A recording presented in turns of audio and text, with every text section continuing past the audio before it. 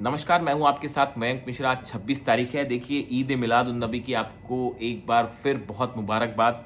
लब्बैक या रसूल अल्लाह, ये वो शब्द हैं जो इस समय तमाम देशों में गूंज रहे हैं। देखिए, इस वीडियो की शुरुआत मैं एक ऐसी खबर से करना चाह रहा हूँ, एक ऐसी घटना से करना चाह रहा हूँ जिसने मुझे भी बड़ा हैरान किया। देखिए, कल रात को मैं ईरान को लेकर काम कर रहा था। ईरान से संबंधित वीडियो देख रहा था, अपनी स्क्रिप्ट तैयार कर रहा था। तभी मेरे एक मित्र हैं, उनका मेरे पास मैसेज आया रात को करीब 2 बजे। मैंने उनका मैसेज खोला। वो हमेशा मेरे वीडियो देखते हैं, हमेशा मेरा बहुत हौसला बढ़ाते हैं।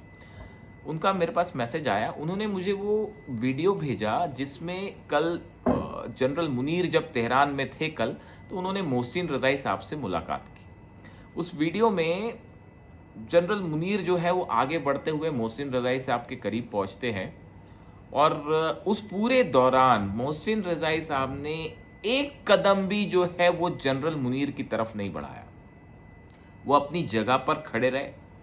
पूरी उनका बॉडी लैंग्वेज देखिए, एकदम स्ट्रांग बॉडी लैंग्वेज थी मोहसिन रज़ाई साहब की। जनरल मुनीर उनके करीब पहुंचे और फिर मुनीर ने मोहसिन रज़ाई को गले लगाया और फिर बात आगे बढ़ी। तो ये जो मेरे मित्र थे जिन्होंने वीडियो भेजा, इनका ऑब्जर्वेशन ये था कि आप देखिए मोहसिन रज़ाई साहब की बॉडी लैंग्वेज देखिए, मानो वो अच्छी तरह से जानते हैं कि सामने वाला शख्स जो आया है वो डोनाल्ड ट्रंप का संदेशा लेकर आया है और डोनाल्ड ट्रंप की किसी बात पर कोई विश्वास नहीं किया जा सकता। और मैं उनकी बात से, जो मेरे मित्र हैं उनकी बात से मैं पूरी तरह सहमत हूं। और इतना ही नहीं, देखिए मोहसिन रज़ाई साहब को कल जब मैं देख रहा था, जब भी उनकी, अभी मैंने पिछले कुछ 3-4 वीडियो सामने आए हैं, उनका एक इंटरव्यू सामने आया जिसमें उन्होंने ये कहा कि अमेरिका को हम जो है वो भूकंप वाले अंदाज में जो है जवाब देंगे, जिसके बाद डिबेट छिड़ गई कि क्या ईरान न्यूक्लियर बम बनाने की दिशा में आगे बढ़ गया, इस तरह की बातें। मैंने मोहसिन रज़ाई साहब के जो पिछले 3-4 अपीयरेंस देखे, हर बार उनका अपीयरेंस देखने के बाद, उनकी बातें सुनने के बाद आपको अली खामनेई साहब वाली शान दिखाई देगी। फिर से वही जो है अली खामनेई साहब का जो अंदाज था, अली खामनेई साहब का जी सोच थी, अली खामनेई साहब का जो विजन था, और ये कह लें कि अली खामनेई साहब की जो शान थी, वो एक बार फिर आपको मोहसिन रज़ाई साहब में दिखाई देती है। मोहसिन रज़ाई वो शख्स हैं जो लंबे समय तक अली खामनेई साहब के साथ रहे। वो उन्होंने काफ़ी कुछ सीखा उनसे, अली खामनेई साहब से। और ना सिर्फ सीखा, बल्कि चाहे वो विदेश नीति हो, चाहे डिफेंस पॉलिसीज़ हो, चाहे वॉर पॉलिसीज़ हो, वो सब की सब मोहसिन रज़ाई साहब ने जो है अली खामनेई साहब से ही सीखी है।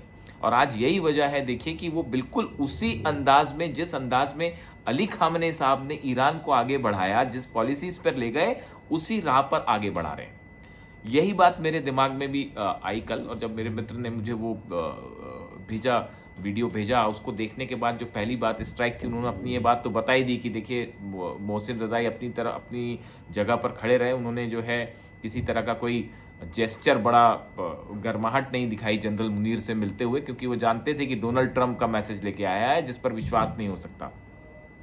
तो देखिए, अब अली खामनेई साहब का जिक्र चूंकि हुआ है, तो ये छोटी सी एक बात आप देखें, पिछले 30 सालों के अंदर, 30-35 सालों में जितना शासन अली खामनेई साहब का रहा, बिल्कुल उसी लाइन पर अमेरिका आगे बढ़ रहा है, ईरान आगे बढ़ रहा है, माफ़ कीजिएगा, ईरान आगे बढ़ रहा है। बार बार इस तरह के जो है वो कमेंट्स आ रहे हैं, या पूछा जा रहा है मुझसे कि अब आगे ईरान का कदम क्या होगा, क्या ईरान किसी तरह से कोई बातचीत पर आगे बढ़ेगा, या फिर कहीं ऐसा होगा कि किसी तरह के कोई हमले होने वाले हैं, ईरान की तरफ से कोई स्ट्राइक की जाएगी अमेरिका के ऊपर। देखिए, 2-3 बातें हैं। पहली बात तो ये है कि ईरान ने एक बात साफ कर दी है कि ना तो अमेरिका के इकोनॉमिक प्रेशर के दबाव में आना है, और ना ही अमेरिका की तरफ से जो धमकियां मिल रही हैं हमले की, उसके दबाव में आना है। अली खामनेई साहब ने 2-3 बातें हमेशा सामने रखी। वो बातें ये थी कि दुश्मन जिस तरह से हमला करे, उसी अंदाज में जो है वो जवाब दिया जाए दुश्मन को। ये उनकी आखिरी चंद पंक्तियों में से थी जो उन्होंने सोशल मीडिया पर पोस्ट की थी अपनी शहादत के पहले। उसमें उन्होंने कुरान की पंक्तियों का हवाला दिया था और ये कहा था कि अगर आपको कोई आप पे हमला करता है, आपको परेशान करता है, तो आप भी उसी अंदाज में उसे जवाब दें। बात नंबर एक। बात नंबर दो, अली खामनेई साहब देखिए हमेशा इस बात को बहुत अच्छी तरह से जानते थे कि कौन ईरान का दुश्मन है और कौन ईरान का दोस्त है। अब यही झलक आपको मोहसिन रज़ाई साहब की पॉलिसीज़ में भी देखने को मिलेगी, जो ईरान के सुप्रीम सिक्योरिटी काउंसिल के नए सचिव बनाए गए हैं, और जो स्टैंड ईरान ने लिया है पिछले 15 दिनों में अमेरिका के ऊपर, जिस तरह से एग्रेसिव होकर दबाव बनाया गया है कि ना हम हॉर्मूज खोलने जा रहे हैं, ना आपसे बात करने जा रहे हैं, जो करना है कर लीजिए। वो ईरान इस बात को अच्छी तरह से समझता है कि अमेरिका के इकोनॉमिक हालात ऐसे हैं, डोनाल्ड ट्रंप के ऊपर जबरदस्त दबाव है कि किसी तरह से हॉर्मूज खोलिए, वरना बड़े बिजनेसमैन जो हैं वो नुकसान में चले जाएंगे, और उन सबका दबाव अमेरिका के ऊपर है। ये बात को ईरान अच्छी तरह समझता है। यानी विजन, जिसकी अक्सर मैं बात करता हूं कि अली खामनेई साहब का जो विजन है, वो विजन आगे क्या होगा, किस तरह से आगे की चीज़ों को वो पहले से भांप लेते थे, वही बात जो है फिर से ईरान की नीतियों में दिखाई देने लग गई। और यही झलक थी कल जब जनरल मुनीर मिलने गए मोहसिन रज़ाई साहब से, और अमेरिका के प्रस्ताव को ईरान ने ठुकरा दिया है। जो शर्तें रखी थी वो मैंने पिछले वीडियो में मैं उसकी बात कर चुका हूँ, फिर से उसकी बात नहीं करूँगा। इस बीच देखिए दो अहम डेवलपमेंट और हैं जो देखने को मिल रहे हैं हॉर्मूज से रिलेटेड। ओमान वाला जो कॉरिडोर है, जो कि अमेरिका ने तय किया है हॉर्मूज से जहाज़ों को निकलने के लिए, कल भी यहाँ से एक जहाज़ निकल रहा था और उसको संभवतः एस्कॉर्ट कर रहा था अमेरिका का एक F-35 जेट।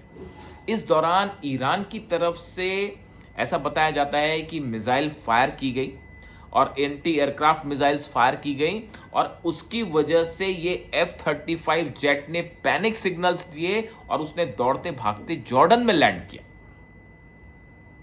अब वो क्या उसने मिसाइल को कहीं कुछ हिट किया या क्या दिक्कत थी, क्या खराबी थी, वो पता नहीं, लेकिन वो जहाज जॉर्डन की तरफ भागा और जॉर्डन में पहुंचकर लैंड किया।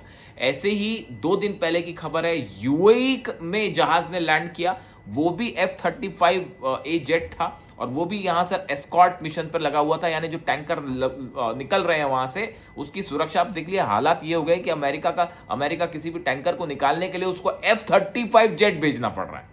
अब आप बताइए कि हॉर्मूज में किसका कंट्रोल है? डोनाल्ड ट्रंप दावे कर रहे हैं हमने माइंस हटा दिए हैं और अब जो है यहां से जहाज निकलेंगे, इस तरह की तमाम बातें हो रही हैं, लेकिन हकीकत यह है कि हॉर्मूज में कोई भी जहाज ईरान की परमिशन के बिना नहीं निकल सकता।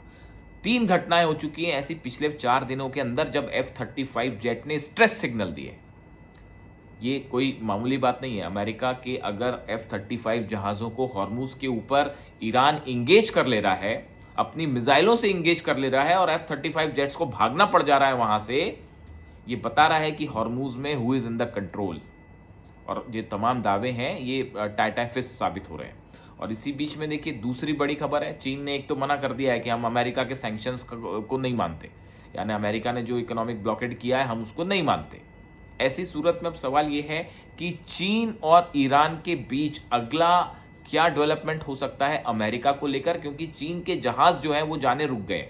जो ऑयल टैंकर्स हैं जा रहे हैं, लेकिन उस संख्या में नहीं निकल पा रहे जो पहले जा रहे थे। इससे एक बड़ा ऑयल सप्लाई रुका है चीन को, और बताया जा रहा है कि ये एक नई ऑयल वॉर शुरू हो चुका है चीन और अमेरिका के बीच में, और इसका हल जल्दी ही देखने को मिलेगा। ये ज्यादा दिन तक चलेगा नहीं, या तो हमले होने जा रहे हैं या किसी तरह की टॉक शुरू होगी। ऐसे सूरत में रूस, चीन और ईरान के बीच में एक कोऑर्डिनेशन देखने को मिल रहा है हर स्तर पर। ईरान की तरफ से हर अरब मुल्क को ये वार्निंग दे दी गई है कि अगर आप इस जंग में, इस इकोनॉमिक ब्लॉकेड में अमेरिका के साथ खड़े हैं, तो आपके जितने क्रिटिकल इंस्टॉलेशंस हैं, स्ट्रैटेजिक लोकेशंस है, वो हमारे निशाने पर है। यानी अगर आप ईरान के तेल को रोकोगे तो अरब का तेल भी नहीं बचेगा। ये बात बहरीन भी समझ रहा है, ये बात जॉर्डन भी समझ रहा है, ये बात यूएई भी समझ रहा है, ये बात सऊदी भी समझ रहा है। कल जब जनरल मुनीर के थ्रू ट्रंप ने संदेश भिजवाया, तो उसमें एक बात ये भी रखी थी ईरान के लिए कि अपने सहयोगियों को कहो कि सऊदी पर हमला बंद करे, यानी हूती जो है वो सऊदी पर हमला बंद करे। यानी अब हालात ये हो गए कि आप सऊदी से भी जंग करने की हालत में नहीं है, सऊदी को भी आप जो है हूती से भी जंग करने की हालत में नहीं है, और आप हूती को भी नहीं रोक पा रहे। बाबल मंदेब जो बंद है, लाल सागर इस समय जो है वहां पर सऊदी के जहाज़ों पर लगातार हमले हो रहे हैं, और अब्राम टैंक्स जो हैं जो कि अमेरिका ने दे रखे हैं सऊदी को, और सऊदी के थ्रू यमन की सेना के पास पहुंचे जो हूती से लड़ाई कर रही है। हूती ने ड्रोन स्ट्राइक करके वो अब्राहम टैंक्स की धज्जियां उड़ा दी। जिसके वीडियो सोशल मीडिया पर वायरल। यानी आप देखिए हूती को काउंटर करना भी मुश्किल हो रहा है, तो आप ऐसे में ईरान से क्या जंग करेंगे। तो अरब देशों के सामने बड़ा साफ संदेश रख दिया है ईरान ने कि जो जैसा स्कॉट बेसेंट ने कहा था, अमेरिका के वित्त मंत्री ने कहा था कि या तो आप हमारे साथ हैं या दुश्मनों के साथ हैं। यही बात ईरान ने टिट फॉर टैट कर दी है कि या तो आप हमारे साथ खड़े हैं या दुश्मनों के साथ खड़े हैं। अगर अमेरिका की मदद करते हैं तो आपकी ऑयल रिफाइनरीज भी निशाने पर रहेंगी। यानी अगर यहां से अब हालात बिगड़ते हैं तो पूरे अरब में एक बड़ा ऑयल वॉर देखने को मिल सकता है और बड़े स्तर पर ऑयल फील्ड्स जो हैं वो निशाने पर होंगी। ना सिर्फ पार्स ऑयल फील्ड जो कि गैस फील्ड्स जो हैं ईरान की, वो अमेरिका के निशाने पर है, जिसमें अब कभी भी हमला हो सकता है। और वैसे ही उसी तरह से जो है अरब देशों की जितनी ऑयल रिफाइनरीज हैं वो सब के सब ईरान के टारगेट पे हैं। यानी मिडिल ईस्ट में, अरब में, खाड़ी देशों में तेल के लिए एक बड़ी जंग छिड़ती दिखाई दे रही है। इससे जुड़ा जो भी अपडेट होगा मैं आप तक पहुंचाऊंगा। वीडियो कैसा लगा कमेंट करके ज़रूर बताएं, वीडियो को शेयर करें, ज़रूर सब्सक्राइब करें, आपने कमेंट्स करें, मैं आपके सारे कमेंट पढ़ता हूं। आज चूँकि ख़ास मौका है तो खामेनी साहब की याद भी ज़रूरी थी और कल वो घटना मुझे याद रही।